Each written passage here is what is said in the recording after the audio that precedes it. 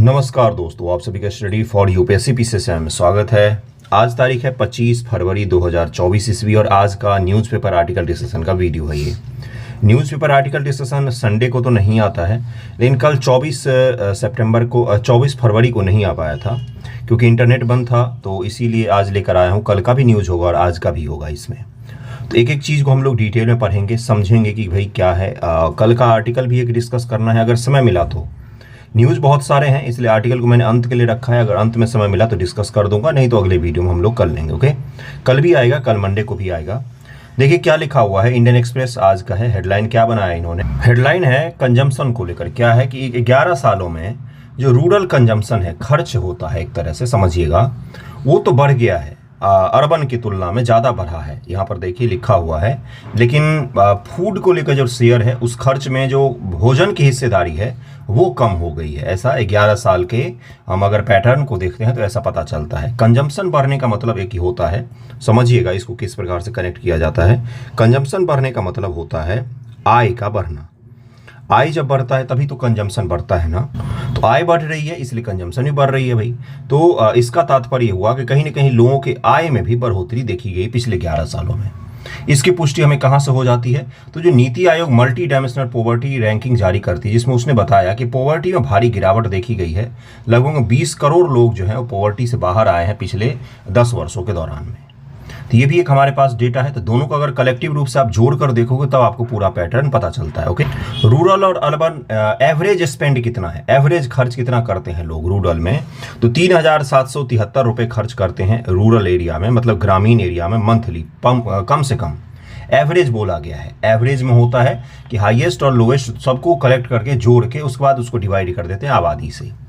शहरी में कितना है? मिनिमम 6,459 रुपये है। ओके, तो ये दोनों आपको पता चल गया। उसके बाद से देखिए क्या, और ये किसका एवरेज होता है? तो ये पर पर्सन का एवरेज होता है। कहीं ना कहीं 3,773 रुपये पर पर्सन के हिसाब से होता है।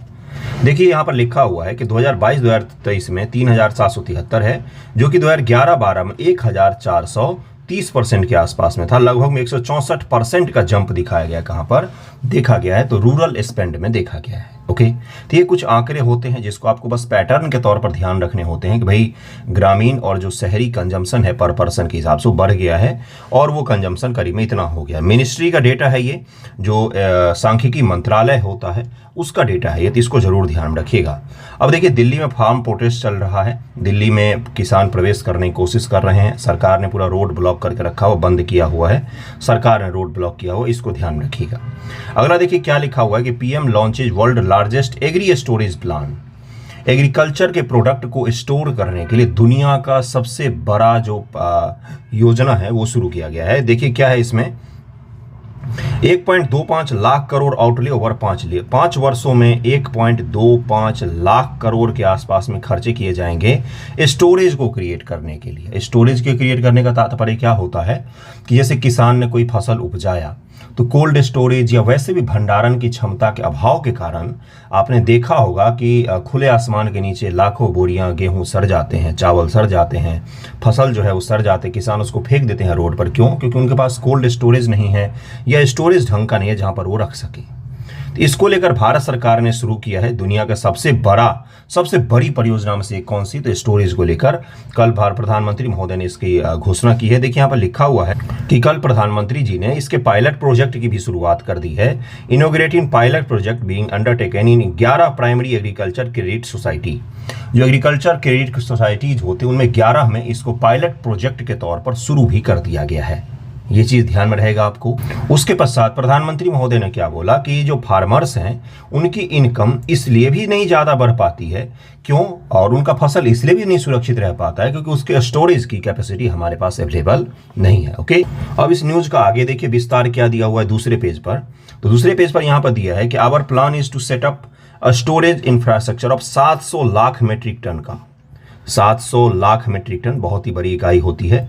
इतना तक का हम स्टोरेज क्रिएट करने की प्लान कर रहे हैं, भारत सरकार कोशिश कर रही है। ओके, तो इसको जरूर ध्यान में रखिएगा। अभी पायलट प्रोजेक्ट के तौर पर है, जैसे जैसे ये बढ़ेगा वैसे वैसे हम लोग इसको और डिटेल में समझ लेंगे। जब ये पूरी कंप्लीट योजना के तौर पर लागू होगा तब आपसे सवाल पूछा जाएगा। ओके, अगला देखिए न्यूज क्या, अगली जो न्यूज है वो कल के न्यूज़पेपर से हम लोग कवर करेंगे, क्योंकि कल के न्यूज़पेपर में भी और आज के द हिंदू में भी काफ़ी सारे इंपॉर्टेंट न्यूज़ हैं जिसको आपको पढ़ना चाहिए। उसके बाद हम लोग पीडीएफ की तरफ में बढ़ेंगे, जहां पर एक एक करके हम लोग डिटेल में न्यूज़ को कवर करेंगे। देखिए अगली न्यूज़ क्या है आपके, अगली न्यूज़ है एआई को लेकर। एआई से, एआई किसका, तो गूगल का। गूगल के एआई का क्या नाम है, जेमिनी नाम है उसका, जरूर ध्यान रखिएगा, आपसे पूछा जा सकता है उसके बारे में। जिसका पहले बार्ड नाम था, गूगल बार्ड। जिस तरह से चैट जीपीटी बनाया गया ना, उसी तरीके गूगल ने बार्ड बनाया था, लेकिन चैट जीपीटी ऐसा नहीं था। वो तुरंत आपको वेब सर्च करके अच्छा रिजल्ट देता था, जबकि चैट जीपीटी में 2021 तक के आंकड़े सेव थे और उसी का आधार पर वो अपना रिजल्ट देता था।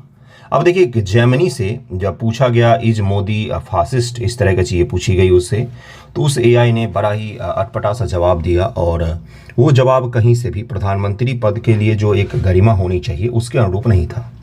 बहुत ही खराब तरीके से जवाब दिया उसने।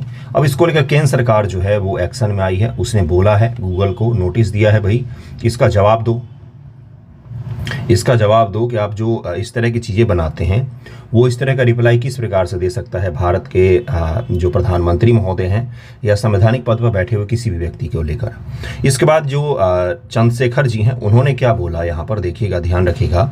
उन्होंने बोला कि ये आईटी एक्ट 2021 का भी उल्लंघन है, जिसमें आप क्या कर रहे हो कि किसी व्यक्ति के गरिमा को आप प्रभावित कर रहे हो, और वो व्यक्ति कौन, तो हमारे देश के प्रधानमंत्री। उसके पश्चात इसमें यह भी बोला गया कि इन्होंने क्रिमिनल कोड जो बनाया गया है उसको लेकर भी उसका भी उल्लंघन किया है। किसने, तो गूगल के इस एआई ने। तो गूगल के एआई का आप मुख्य रूप से ध्यान में रखिएगा, बाकी तो आपसे नहीं कुछ पूछा जाएगा। और बहुत बार इस तरह के विवाद होते हैं गूगल सर्च में या फिर गूगल के एआई पर या फिर और भी किसी प्रोडक्ट पर, इलेक्ट्रॉनिक्स में या एआई में, कहीं पर भी कुछ भी अनर्गल सनर्गल रिप्लाई दे देते हैं और जिसको लोग सच भी मान लेते हैं। तो ये कहीं ना कहीं क्या करता है, हमारे प्रधानमंत्री के इमेज को खराब करता है, और ये गलत भी है, ऐसा नहीं होना चाहिए। गूगल को सम्मान करना चाहिए। इतने बड़े बाजार में आप काम कर रहे हो तो उसके राष्ट्राध्यक्ष के लिए कुछ भी नहीं बोल सकता है आपका प्रोडक्ट। तो इसको जरूर ध्यान में रखिएगा, इस जेमिनी को जरूर ध्यान रखिएगा, एआई का है ये। और उसके बाद जो अगला न्यूज़ है वो आपके लिए और भी इंपॉर्टेंट है। क्या है, वो है आपका एंटी माइक्रोबियल रेसिस्टेंस को लेकर। देखिए यहाँ पर क्या लिखा हुआ, आपसे सीधा सीधा पूछा जाएगा कि H1 रूल जो 2011 में पारित किया गया था, ये किससे संबंधित है, आप मुझे बताइए। आपको पता हो तो, नहीं पता होगा आपको, एंटी माइक्रोबियल रेसिस्टेंस से संबंधित है। अब ये क्या होता है भाई, देखिए यहाँ पर लिखा गया है कि एंटीबायोटिक्स जो होते हैं, अगर आप इसका ज़्यादा सेवन करते हैं, हर छोटी छोटी बुखार सर्दी में भी एंटीबायोटिक जम के खा रहे हैं, तो धीरे धीरे आपके शरीर में इसको लेकर क्या हो जाता है, तो एक रेसिस्टेंस क्रिएट हो जाता है आपके ऊपर। फिर कम पावरफुल जो एंटीबायोटिक्स हैं वो काम करना बंद कर देते हैं। जैसे छोटे से बचपन से ही अगर आप बात बात पर एंटीबायोटिक खा रहे हैं, जो कि आजकल में फैशन हो गया, कोई भी डॉक्टर के पास जाइए झोला छाप होगा, या पढ़ा लिखा डॉक्टर भी कई बार मूर्खता में क्या करता है, धड़ल्ले से एंटीबायोटिक्स लिखते हैं, जो कि नहीं लिखना चाहिए। इसको लेकर भारत सरकार ने क्या किया था, 2011 ईस्वी में ही एक एक्ट पारित किया था, जिसको बोला जाता है H1 एक्ट कहा जाता है, जिसके तहत ये था कि बिना डॉक्टर के प्रिस्क्रिप्शन के एंटीबायोटिक्स दुकान पर नहीं ले सकते हैं आप। सही सुन रहे हैं आप, डॉक्टर्स के प्रिस्क्रिप्शन जरूरी होता है। आप डॉक्टर साहब देंगे तो ऐसे ही तो नहीं देंगे, सोच समझ कर देंगे भाई।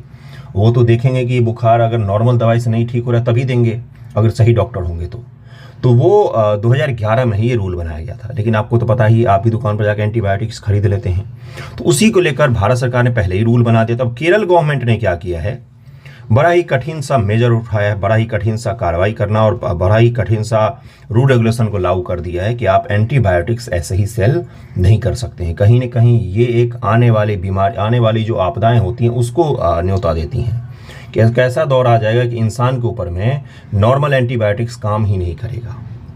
इसके लिए देखिए यहाँ पर क्या लिखा हुआ है कि केरल गवर्नमेंट ने एक प्रोग्राम शुरू किया है जिसका नाम है अमृत। अब देखिए मलयालम शब्द हो सकता है तो इसलिए आप रिलेट शायद नहीं कर पाए, लेकिन अमृत तो कर सकते हैं, TH लगा हुआ है, ठीक ना, अमृत।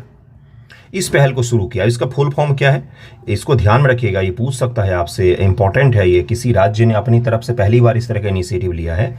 इस एक्ट के तहत में, इस प्रोग्राम के तहत में जो H1 रूल है भारत सरकार का, जो 2011 में बनाया गया था, इसको अब अच्छे से कड़ाई से लागू किया जाएगा। इसका फुल फॉर्म है आपका anti microbial resistance intervention for total health.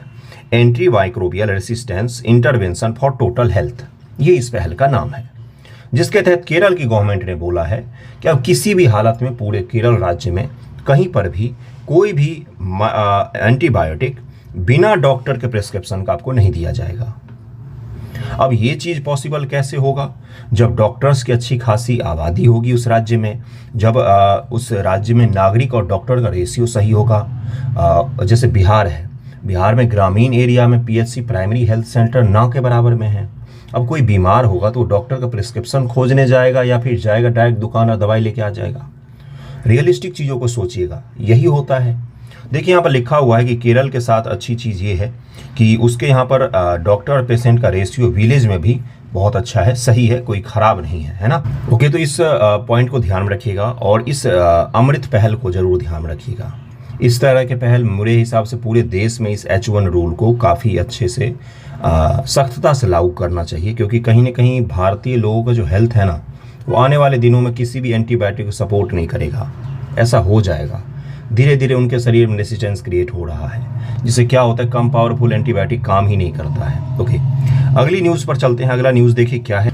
अगली न्यूज़ है आपके लिए कि भाई भारत सरकार ने एक रिपोर्ट में बोला है कि 76% जो टीबी के पेशेंट हैं लगभग में, उन सभी को निक्षय पहल।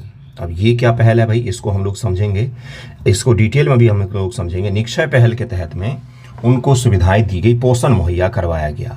अब निक्षय पहल के बारे में आपको बताऊंगा तो आपको पता चलेगा कि कितना कम पोषण उनको मुहैया हुआ है, और 500 रुपये उनको पर मंथ मिलते हैं। 500 रुपये में कौन सा पोषण हो जाएगा टीबी पेशेंट के लिए। खैर, कुछ नहीं से तो कुछ तो सही है ना। देखिए यहाँ पर लिखा हुआ है 2022 only 1.6 million of 2.4 million notified TB case receive at least 1 month payment. जो 2.4 अपने देश में रजिस्टर्ड टीबी के पेशेंट हैं करीब में, इतना नोटिफाइड टीबी उन्होंने, उसमें से 1.6 मिलियन के करीब वो पोषण योजना जो इसके चलाया जा रहा है, निक्षय पहल जो इसके लिए चलाया जा रहा है, उसके तहत उन्होंने कुछ भी रिसीव किया है, पैसा रिसीव किया, पेमेंट 500 रुपया उन्होंने रिसीव किया है। ठीक है, तो अब इसको समझेंगे हम लोग, निक्षय पहल को डिटेल में समझेंगे कि क्या है ये पहल और किस प्रकार से ये पहल टीबी के मरीजों की मदद कर रहा है। और ये जो डेटा कलेक्ट किया गया है, ये 9 उन राज्यों को टारगेट करके डेटा कलेक्ट किया गया है जो टीबी से सबसे ज़्यादा परेशान हैं, और 72% टीबी मरीज इन्हीं 9 राज्यों से लगभग में मिले हैं हमें। अब ये 9 राज्य कौन कौन से है भाई, तो यहाँ पर ध्यानपूर्वक देखिए, तमिलनाडु, तेलंगाना, उड़ीसा, बिहार, गुजरात, राजस्थान, उत्तराखंड और मेघालय है। इनसे करीब में कलेक्ट किया गया है इन सब डेटा को। ओके, बाकी आपको राज्यवार डेटा के याद रखने की जरूरत नहीं पड़ती है। अब बस निक्षय पहल के बारे में ध्यान में रखिए। भारत में टीबी को लेकर क्या कार्यक्रम चलाए जा रहे हैं उसके बारे में हम लोग पढ़ लेते हैं, और निक्षय पहल के पश्चात निक्षय पहल किस प्रकार से योगदान दे रहा है और टीबी बीमारी किस प्रकार से होता है, इसको जरा हम लोग पढ़ेंगे। राज्यवार डेटा बीमारियों से संबंधित नहीं पूछे जाते हैं आपसे, कोई काम का नहीं होता है। इस तरह की चीज़ें अननेसेसरी आप याद रख के अपना मेमोरी खराब करोगे। चलिए देखते हैं क्या है निक्षय पोषण योजना। टीबी रोगियों को पोषण संबंधी सहायता प्रदान करने के लिए अप्रैल 2018 में प्रत्यक्ष लाभ हस्तांतरण के रूप में निक्षय पोषण योजना की शुरुआत की गई थी। कब शुरू किया गया था, तो अप्रैल 2018 में। इस योजना के तहत टीबी रोगियों को उपचार की पूरी अवधि के लिए प्रति माह 500 रुपये मिलते हैं। कितना मिलता है, 500 रुपये। और अभी करीब में 66% पेशेंट ने कम से कम 1 माह का पेमेंट जरूर प्राप्त किया है। इसका उद्देश्य पोषण संबंधी जरूरतों के लिए प्रत्यक्ष लाभ हस्तांतरण के माध्यम से प्रति माह 500 रुपये राशि प्रदान कर तपेदिक के रोगी की सहायता करना। तपेदिक टीबी को हिंदी में कहा जाता है। इसकी स्थापना के बाद से 73 मिलियन अधिसूचित लाभार्थियों को लगभग 1488 करोड़ रुपए का भुगतान किया गया है। प्रदर्शन क्या है भारत का, भारत टीबी रिपोर्ट 2022 के अनुसार 2021 में देश भर में 1 मिलियन अधिसूचित मामलों में से केवल 62.1 मिलियन को कम से कम 1 किस्त का ही भुगतान किया गया है। अभी तो मैंने आपको बता दिया। दिल्ली में जहां प्रति 1 लाख लोगों के टीबी में सर्वाधिक 747 मामले हैं, वहीं केवल 2% मरीजों को डीबीटी की एक ही किस्त प्राप्त हुई है। कहां पर, तो दिल्ली में। अन्य खराब प्रदर्शन करने वाले राज्यों में पंजाब, झारखंड, महाराष्ट्र, बिहार, राजस्थान, उत्तर प्रदेश हैं। पूर्वोत्तर, मणिपुर और मेघालय का प्रदर्शन सबसे खराब रहा है टीबी के मामलों में। ओके, चुनौतियां क्या हैं? स्वास्थ्य प्रदाताओं और मरीजों दोनों के लिए डीबीटी में कई बाधाएं विद्यमान है, जैसे बैंक खातों की अनुपलब्धता है, बैंक खाता ही नहीं है उनके पास, इन खातों का अन्य दस्तावेज जैसे आधार, पैन कार्ड आदि संबंध नहीं है, इसलिए भी उनके पर दिक्कतें हो रही है। संचार की कमी है, सामाजिक कलंक सामने नहीं आते हैं कि हमें टीबी की बीमारी है, इसके लिए सामाजिक कलंक का उनको सामना करना पड़ता है, लोग उनके आसपास से भटकने से मना कर देते हैं।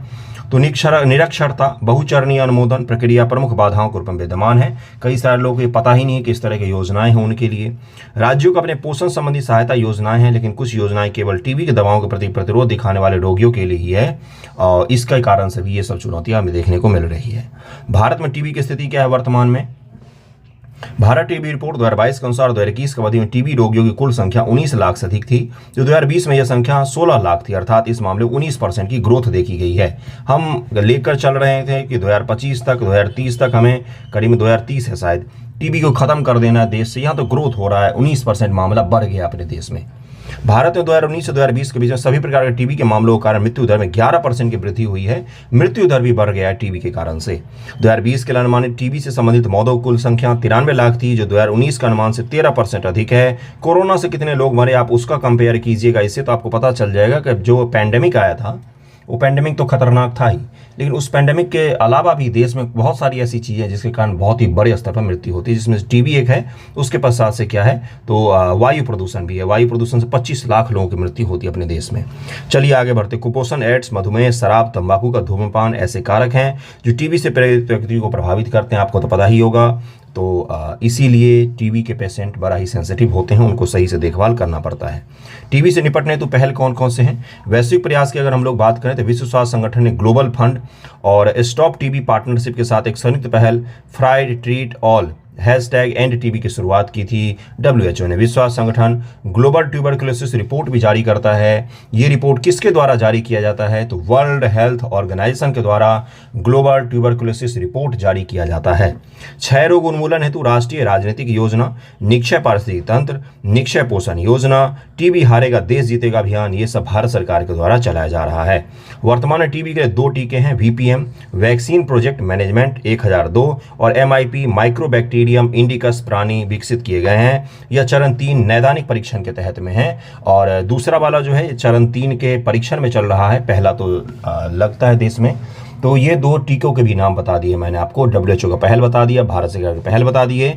अब टीबी होता क्या है भाई, उसके अलावा देखिए नीचे टीबी क्या होता है वो तो बताऊंगा ही, लेकिन सक्षम परियोजना या टाटा सामाजिक विज्ञान संस्थान, Tata institute of social sciences, बड़ा ही प्रतिष्ठित संस्थान है, इन सब में एडमिशन वैसे ही नहीं मिलता है, कि एक परियोजना है जो DRTB रोगियों को और मनोसामाजिक परामर्श प्रदान करती है। ठीक है भाई, तो ये टाटा का भी पहल है।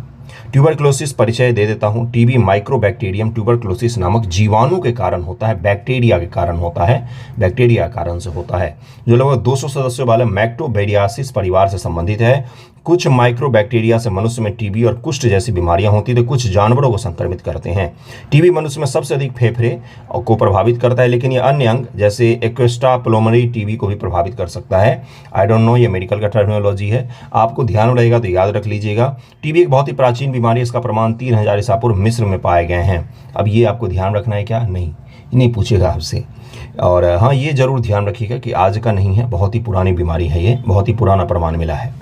टीबी हवा संक्रमण वायु के माध्यम से होता है। टीबी पीड़ित जो व्यक्ति है वो अगर खांसता है, छींकता है, तो टीबी फैलने की आशंका रहती है। ओके, जब फेफड़े के टीबी से पीड़ित लोग खांसते, छींकते, थूकते हैं तो टीबी के कीटाणु वायु में फैल जाते हैं। इसके कारण से इसका संचार बहुत तेजी गति से होता है, तो इसलिए जरूर बच कर रहें इस तरह की चीज़ों से। फेफड़े के सक्रिय टीबी के सामान्य लक्षण बलगम और खून के साथ खांसी, सीने में दर्द, कमजोरी, वजन कम होना, बुखार, देर रात को पसीना आना, ये सब के सब लक्षण होते किसके? तो ट्यूबरकुलोसिस के लक्षण होते हैं, ध्यान दीजिएगा। अगले टॉपिक पर चलते हैं। अगला न्यूज़ देखिए क्या है। अगली न्यूज़ देखिए क्या है कि इसरो का सैटेलाइट जिसका नाम है, सैटेलाइट में सेंसर जिसका नाम है PAPA, पापा, ये मैंने आपको क्या पढ़ाया हुआ है? बिल्कुल पढ़ाया हुआ है, आपको याद नहीं होगा, गारंटेड है याद नहीं होगा, फिर भी मैं आपको याद दिलाऊंगा, पढ़ाऊंगा, आज दिखाऊंगा कहाँ पढ़ाया था। इसने डिटेक्ट किया किस चीज़ को? तो सोलर विंड इम्पैक्ट को, और इसने डिटेक्ट किया है कहाँ पर? तो सोलर विंड कौन सा मिशन बताइए मुझे? Aditya, L1 mission. जिस दिन मैंने पढ़ाया था उस दिन मैंने बताया था बहुत सारे सेंसर्स और अलग अलग हिस्सों के बारे में जो इस मिशन के साथ भेजे गए हैं। वहाँ पर एक जो सैटेलाइट भेजा गया है उसमें ये सारे के सारे लगे हुए हैं। तो इसको भी हम लोग देखेंगे कि भाई क्या डिटेक्ट किया है। देखिए यहाँ पर लिखा हुआ है कि PAPA का फुल फॉर्म क्या है। देखिए यहाँ पर लिखा हुआ plasma analyser package for Aditya. Payload है इसमें लगा हुआ आदित्य L1। इसने क्या किया है, तो इसने सोलर विंड कोरोनल मास का इजेक्शन होता है जो सूर्य से बहुत ही तेजी गति से एक फ्लेम जैसा बाहर निकलता है। सामान्य भाषा में समझिए, जैसे सन है तो सन से एक बहुत ही बड़ा सा फ्लेम जैसा बाहर निकलता है। इसके इम्पैक्ट को स्टडी कर रहा है, डिटेक्ट किया है किसने, तो आदित्य L1 ने। ओके, अब ये सोलर विंड होते हैं, ये क्या कर सकते हैं पृथ्वी पर, जो आप पढ़ रहे हो, जो आपके घर में बिजली आ रही है, उन सबको बंद कर सकता है। इंटरनेट, सैटेलाइट कम्युनिकेशन और बिजली, जितने भी पावर प्लांट हैं सबको ठप कर सकता है। सोलर विंड इतना खतरनाक होता है। लेकिन ये रक्षा कैसे करता है पृथ्वी अपनी, तो पृथ्वी चुंबकीय है, नॉर्थ साउथ पोल है, और ये जो मैग्नेटिक फील्ड अपने आसपास में क्रिएट करता है ना, इसके कारण से ये सोलर विंड जब आते हैं तो ये पृथ्वी उससे बच जाती है, ये रक्षा कर लेता है मैग्नेटिक फील्ड पृथ्वी की। नहीं तो पृथ्वी पर जीवन संभव नहीं था। इस मैग्नेटिक फील्ड के कारण ही पृथ्वी पर जीवन संभव है। बिल्कुल सही सुन रहे हैं आप। ये मैग्नेटिक फील्ड जब इस सोलर विंड से टकराते हैं तो ये पृथ्वी को बचा लेते हैं और उसके पश्चात से पृथ्वी पर इसका प्रभाव नहीं देखा जाता है। लेकिन इस मैग्नेटिक फील्ड के बचाने की पृथ्वी को एक सीमा है। उस सीमा को जिस दिन क्रॉस कर जाएगा हमारे सन का विंड जो निकलता है या फ्लेम जो निकलता है, तो उस दिन आप पृथ्वी पर देख सकते हैं। इसकी भविष्यवाणी 2024 के लिए की गई है। 2024 में एक बहुत ही स्ट्रॉन्ग सोलर विंड की भविष्यवाणी की गई है, जिसमें बताया गया कि 2024 में इस तरह की घटना देखी जा सकती है कि सोलर विंड ने हमारे पूरे सैटेलाइट, इंटरनेट और बिजली के कनेक्शन को एक कुछ घंटों के लिए, कुछ दिनों के लिए, कुछ सप्ताह के लिए ठप न कर दी। बिल्कुल सही सुन रहे हैं आप, बिल्कुल सही सुन रहे हैं आप, 100%। तो ये इस चीज़ की संभावना भी व्यक्त की गई है। इस चीज़ को पूरे दुनिया भर के साइंटिस्ट और स्पेस ऑर्गेनाइजेशन जो है वो अध्ययन करते हैं। इसरो का आदित्य L1 इसी का अध्ययन कर रहा है। ओके, अब अगला देखिए क्या है इसी में कि इस PAPA सैटेलाइट क्या है। तो ये PAPA is an energy and mass analyser design for in situ measurement of solar wind electrons and ions in the low energy range.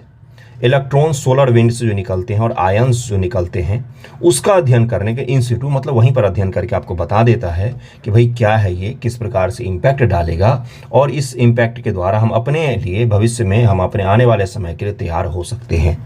जब तक हम अध्ययन नहीं करेंगे तब तक हमें उसके बारे में जानकारी कैसे प्राप्त होगा, है ना।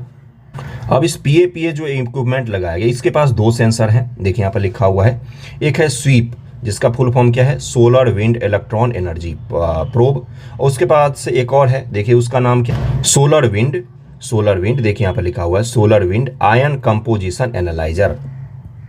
ये दोनों मैंने आपको पढ़ाया था कि इन सबको ध्यान में रखिएगा। ये सब आपके शब्द दे देगा। जैसे देखिए मैं ही एक सवाल फ्रेम करता हूँ कि हाल ही में चर्चा में रहे ये शब्द किससे संबंधित हैं, बताइए मुझे।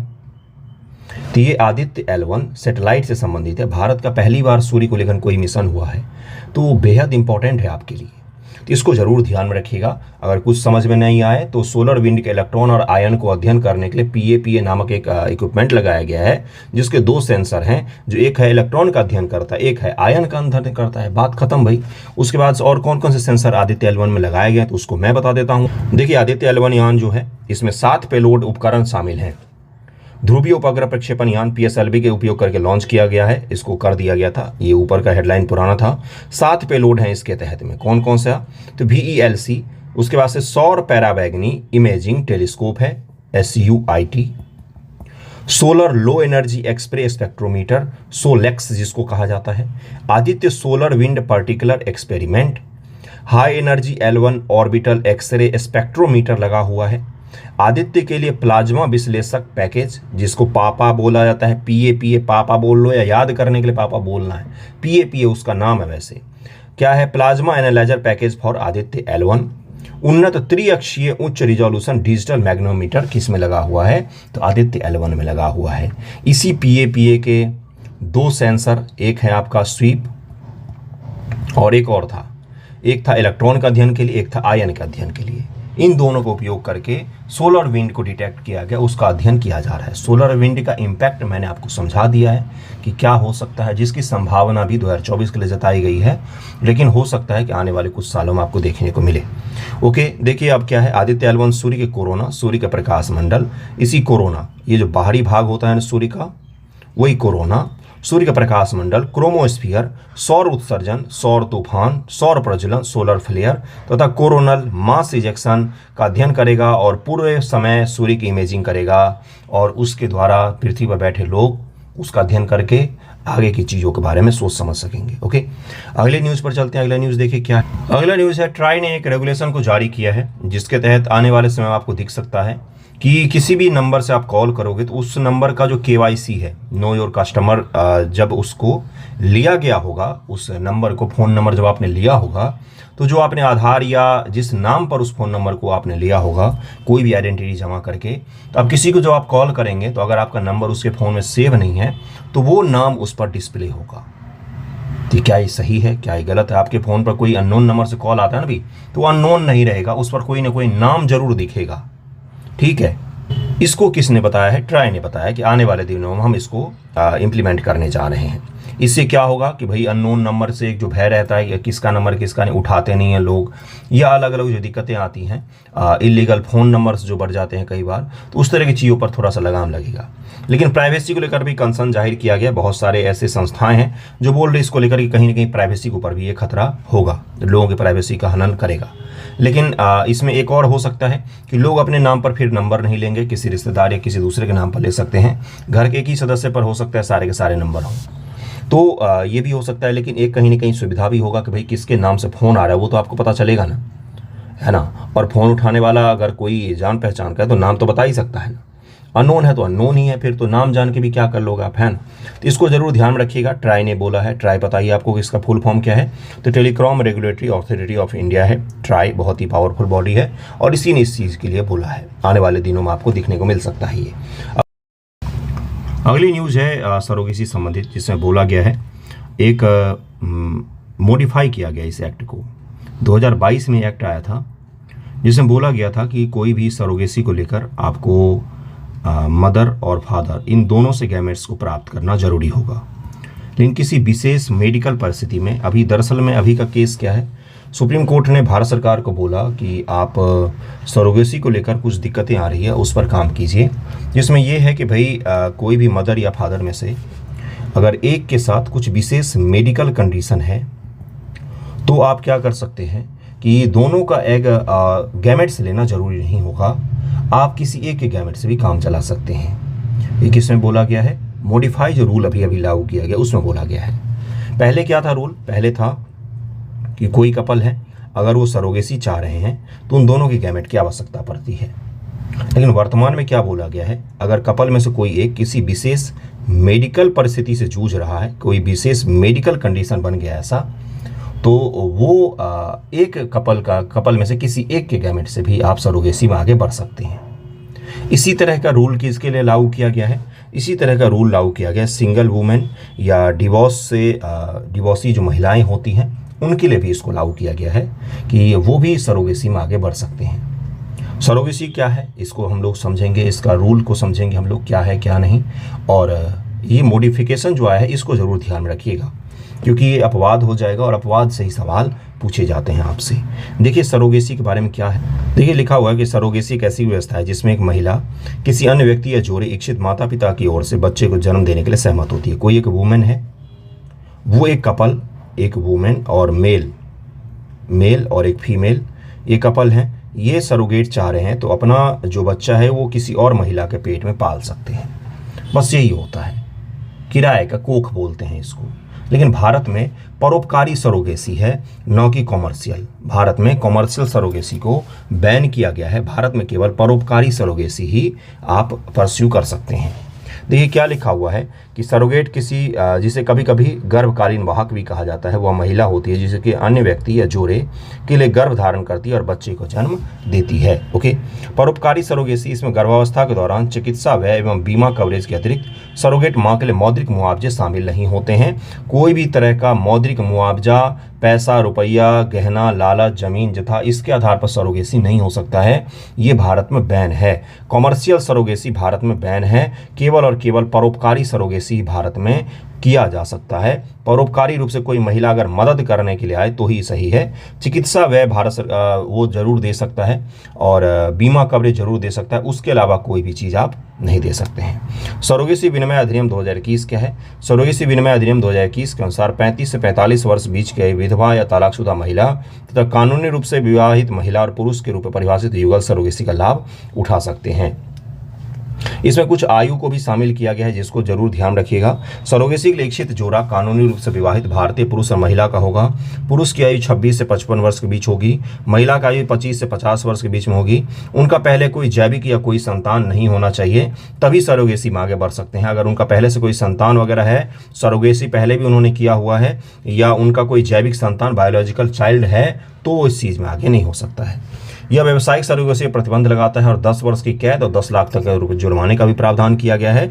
कुछ इसमें चुनौतियां भी हैं। चुनौतियां क्या है देखिए, यहाँ पर लिखा हुआ है कि सरोगेट बच्चे और मां का शोषण हो सकता है, इसके तहत चुनौती में आप लिख सकते हैं। उसके अलावा प्रतिशतात्मक मानदंड जो है उसको भी सुदृढ़ करता है कि बच्चे ने महिला ने गर्भावस्था धारण करके एक काम ही तो किया है, उसके बदले में उसको कोई भी पारितोषिक नहीं मिल सकता है। प्रतिशतात्मक समाज का ये कहीं ना कहीं आगे बढ़ाता है, ऐसा भारत सरकार सोचती है और ऐसा चुनौती जो लिखते हैं वो सोचते हैं। लेकिन भारत सरकार के दृष्टिकोण से अगर आप देखेंगे तो अगर पैसे लेकर सरोगेसी को इजाज़त दे दी जाए तो बहुत सारे ऐसे लोग हैं जो इसको धंधा बनाकर रख देंगे। इसलिए भारत सरकार ने कॉमर्शियल सरोगेसी को भारत में बैन किया हुआ है और इसको बैन किया हुआ है भारत में। भावनात्मक जटिलताएं पैदा हो सकती हैं। जो उस माँ ने बच्चे को पाला है अपने गर्भ में, अगर वो आपके रिश्तेदार होंगे, अगर आपके जान पहचान में होंगे, तो क्या होगा, एक कहीं ना कहीं इमोशनल रूप से जटिलताएं पैदा हो सकती है उस बच्चे को लेकर, जिसने उस बच्चे को जन्म दिया है उसको लेकर, और जो उसके बायोलॉजिकल चाइल्ड नहीं बल्कि बायोलॉजिकल माता पिता हैं उसको लेकर भी यहाँ पर क्या हो सकता है, तो भावनात्मक जटिलताएं पैदा हो सकती है। तो इसको जरूर ध्यान रखिएगा, चुनौतियों को और रूल को। अगली न्यूज़ पर चलते हैं। अगला न्यूज़ देखिए क्या है। अगला न्यूज़ है आर्मेनिया को लेकर। आर्मेनिया और अजरबैजान का पिछले साल युद्ध हुआ था, जिसमें आर्मेनिया चाह रहा था कि जैसे तुर्की ने और पाकिस्तान ने अजरबैजान की मदद की थी, तुर्की और पाकिस्तान ने, क्योंकि अजरबैजान एक सुन्नी मुस्लिम बहुल कंट्री है, और तुर्की और किसने, तो पाकिस्तान ने खुले तौर पर सैन्य हथियारों से भी अजरबैजान की मदद की। आर्मेनिया जो है, आर्मेनिया रूस का बहुत ही करीबी देश है।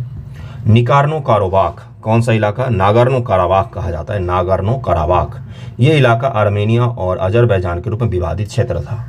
जिस प्रकार से POK, पाकिस्तान ऑक्युपाइड क्षेत्र जो है वो हमारा है, लेकिन कब्जा करके कौन बैठा है, पाकिस्तान बैठा हुआ है। तो आर्मेनिया और अजरबैजान का था, तो आर्मेनिया में शामिल था ये इलाका, लेकिन इसको लेकर युद्ध हुआ दोनों में, अजरबैजान और आर्मेनिया में। अजरबैजान युद्ध जीत गया और उसने निकार्नो काराबाख पर कब्जा कर लिया। तो अब आर्मेनिया जो है वो नाराज हो गया रसिया से, और उसने रसिया का एक ब्लॉक है जिसका नाम है CASTO, collective security treaty organisation, CSTO, इसके बैठक में जाने से मना कर दिया और बोला कि हम इसमें भागीदार नहीं बनेंगे, जिसका बहुत ही अच्छा संबंध था रूस के साथ। अब वो रूस से दूर जा रहा है, क्यों? क्योंकि रूस ने उसकी मदद नहीं की थी अजरबैजान के साथ युद्ध की परिस्थिति में। तो CSTO को जरा हम लोग समझ लेते हैं कि भाई क्या है ये। देखिए, इसको हिंदी में कहा जाता है सामूहिक सुरक्षा संधि संगठन। ये एक अंतर सरकारी सैन्य संगठन है जो 2002 में लागू हुआ था, 6 देशों का है। 1991 में स्वतंत्र गणराज्य बनने के बाद से मध्य एशियाई देशों पर शासन करने वाले शासकों के अस्तित्व को खतरे में डालने वाले विरोधियों पर अंकुश लगाने के लिए इसने कजाकिस्तान को प्रभावित करना शुरू कर दिया। इतिहास 1992 में सोवियत संघ के बाद 6 राज्यों ने स्वतंत्र राज्यों के राष्ट्रमंडल संबंधित रूस, Armenia, Kazakhstan, Kyrgyzstan, Tajikistan, Uzbekistan ने सामूहिक सुरक्षा संधि पर हस्ताक्षर किया था। 1991 जब USSR का विघटन हुआ तो बहुत सारे देशों का जन्म हुआ था। उसी में जो छोटे छोटे देश थे उन सब ने मिलकर क्या किया, कलेक्टिव रूप से सुरक्षा करने को लेकर एक संगठन बना लिया। इसे ताशकंद पैक्ट या ताशकंद संधि के रूप में भी जाना जाता है। अब आपसे यही पूछ लेगा कि हाल ही में चर्चा में रहा ताशकंद पैक्ट किससे संबंधित है, तो आप वहां पर इसको कर सकते हैं। सोवियत संघ के बाद से 3 अन्य राज्यों अजरबैजान, बेलारूस और जॉर्जिया ने अगले वर्ष हस्ताक्षर किए, जिस पर 1994 में प्रभावी हुआ। 5 साल बाद 9 में से अजरबैजान, जॉर्जिया और उज्बेकिस्तान को छोड़कर बाकी सभी राज्यों ने इस संधि को 5 और वर्षों के लिए नवीकृत करने पर सहमति व्यक्त की। 2002 में 49 राज्यों ने CSTO को एक सैन्य गठबंधन के रूप में बनाने पर सहमति व्यक्त कर दी। अब उस CSTO जो है उसमें से आर्मेनिया ने बोला है कि अब हम इसके बैठक में भाग नहीं लेंगे। क्यों नहीं लेंगे? क्योंकि सामूहिक सुरक्षा का आपने वादा किया था और जब आर्मेनिया पर हमला हुआ तो कोई आया ही नहीं। इसका मुख्यालय रूस की राजधानी मॉस्को में स्थित है और सदस्य वर्तमान आर्मेनिया, बेलारूस, कजाकिस्तान, किर्गिस्तान, रूसी संघ तजाकिस्तान इसके सदस्य हैं। उद्देश्य क्या है इसका? तो साइबर सुरक्षा और स्थिरता सहित देखिए यहाँ पर लिखा हुआ है साइबर सुरक्षा और स्थिरता सहित शांति, अंतर्राष्ट्रीय और क्षेत्रीय सुरक्षा को मजबूत करना, स्वतंत्रता की सुरक्षा करना, सदस्य देशों के बीच क्षेत्रीय अखंडता को और संप्रभुत्व प्रदान करना। यही इसका मुख्य रूप से लक्ष्य रखा गया था कि एक दूसरे देशों की संप्रभुता की हम लोग रक्षा करेंगे कहीं ना कहीं। तो CSTO को ध्यान रखिएगा। बहुत सारे न्यूज़ आज हम लोग कवर किए हैं। आज का आर्टिकल बाकी रह गया आपका, तो उसको मैं अगले वीडियो में कवर करवा दूंगा। कैसा लगा है वीडियो जरूर बताइएगा। थैंक यू सो मच आप सभी का वीडियो देखने के लिए। संडे को रिवीजन कीजिए, एंजॉय कीजिए। ओके।